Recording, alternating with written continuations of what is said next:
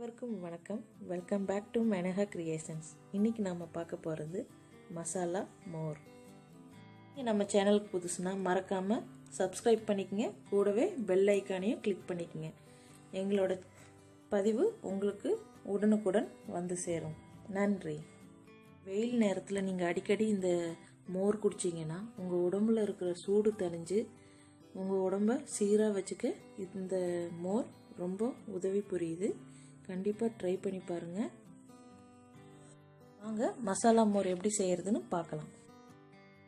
ஒரு மிக்ஸி ஜாரில் ஒரு சின்ன வெங்காயம் சேர்த்துக்குங்க, 2-3 கருவேப்பிலை சேர்த்துக்குங்க, ஒரு சின்ன துண்டு இஞ்சி பொடியாக நறுக்கி சேர்த்துக்குங்க, ஒரு பச்சை மிளகாய் காரத்துக்கு தகுந்த மாதிரி,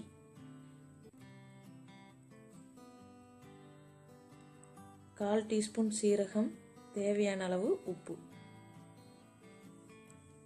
1.5 டேபிள் ஸ்பூன் தயிர் சேர்த்துக்குங்க.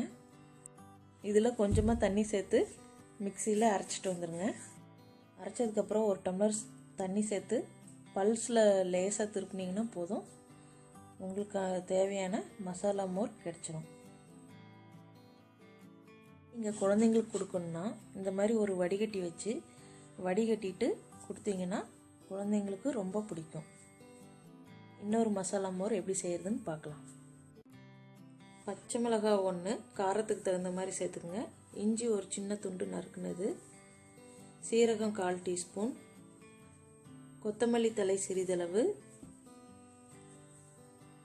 உப்பு தேவையான அளவு, தயிர் 1.5 டேபிள் ஸ்பூன். இது எல்லாத்தையும் மிக்சியில் கொஞ்சமாக தண்ணி சேர்த்து அரைச்சிட்டு வந்துடுங்க. கூட ஒரு 3/4 டம்ளர் தண்ணி சேர்த்து பல்ஸில் லேசாக 2 திருப்பு திருப்பினீங்கன்னா போதும், உங்கள் மோர் தயாராகிடும். இந்த மோரில் நம்ம உடலுக்கு தேவையான இரும்பு சத்தும் கிடைக்கும். கொத்தமல்லியில் இரும்பு சத்து அதிகமாக இருக்குது, ஃபைபர் இருக்குது. கண்டிப்பாக ட்ரை பண்ணி பாருங்கள். ஷேர் பண்ணுங்கள், சப்ஸ்கிரைப் பண்ணுங்கள். தேங்க்யூ.